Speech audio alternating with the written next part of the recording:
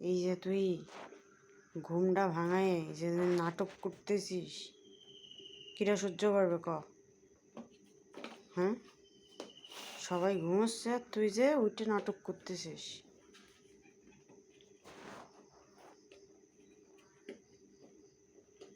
ক কিরা সহ্য করবে? হ্যাঁ, সকাল সকাল কি উঠে আইছিস ঘর ঝাড় দেওয়ার জন্যে? সকাল সকাল ঘর ঝাড় দিতে উঠেছিস? হুম, কি হচ্ছে কি? এত তিরিং বিরিং কিসের জন্য?